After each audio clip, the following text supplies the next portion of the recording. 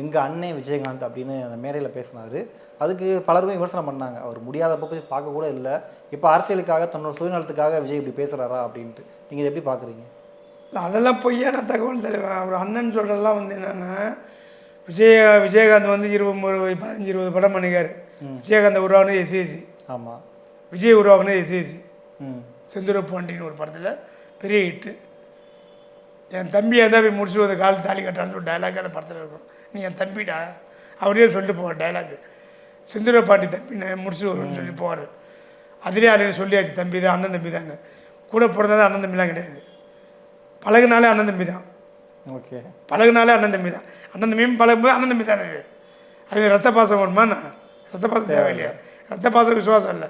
இனிமேல் வெளியே இருந்து பார்த்ததும் கடைசி வரையும் உயிர் கொடுக்கும், உயிரை காப்பாற்றும். அதில் தம்பின்னு சொல்ல தப்பு இல்லை. அதில் தம்பி தான் அவர். ஆனா அவர் ஏன் முடியாம இருப்ப போய் பார்க்கவே இல்லை விஜய்? அவங்க அலோவ் பண்ணல. யாருமே அந்த அம்மா அலோவ் பண்ணலையே. இல்லை எஸ்ஏசி இவங்களாம் போய் பார்த்தாங்க. எஸ்ஏசிலாம் போய் பார்த்ததே கிடையாது. சினிமா திரையுலகம் யாருமே போய் பார்த்ததே கிடையாது. அந்த அம்மா யாரையுமே அலோவ் பண்ணதே கிடையாது. ஒரு 5 வருஷமாக யாரையுமே அலோவ் பண்ணல. யாரையுமே. என் வீடு 3வது தான் வீடு. என் வீடு பக்கத்து தெரு பாஸ்கர் காலனி. என் வீடு பாஸ்கர் காலனி. என் ஆஃபீஸு எம்ஜிஆர் தெரு. அவங்களுக்கு சாரதா நகர் இங்கே பக்கத்தில். புரியுங்களா?